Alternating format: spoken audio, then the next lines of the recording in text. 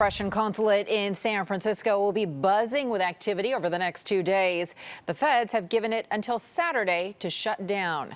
KPIX5's political reporter Melissa Caen is at the facility in Pacific Heights. Melissa?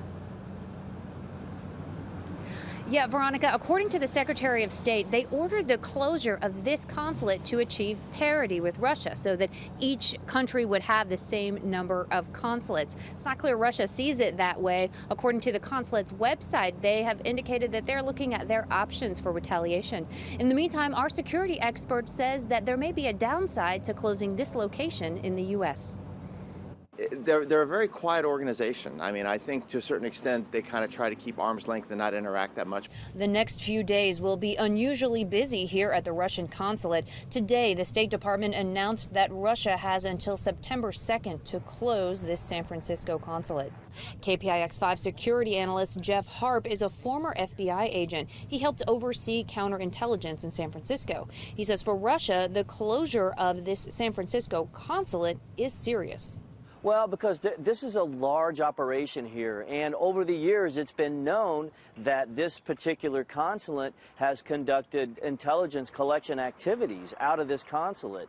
They're going to say no. Sometimes we'll look at it and maybe we'll deny whether we're looking into whether they're doing it or not, but it's a well-known fact. The building is on a high perch in Pacific Heights, and there are mysterious sheds on top of it. U.S. intelligence has claimed it contains listening and monitoring devices. But shutting down the consulate has downsides. It's really difficult because now if all these agents of a foreign power are removed from the San Francisco Bay Area, who are we going to spy on? Who do we know here that's doing the clandestine activities? At least if those folks are here, it's easier for us to keep track of them. Now it's a little bit more difficult for us to sort of figure out who's coming here to do those activities. San Francisco has a long history with Russia. There's a sizable Russian-American population here.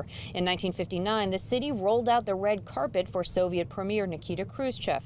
And even now, Harp says that some diplomatic relations with Russia are necessary. We work pretty closely with Russia on counter-terrorism matters, and so, we want to maintain somewhat of a decent diplomatic relationship with them.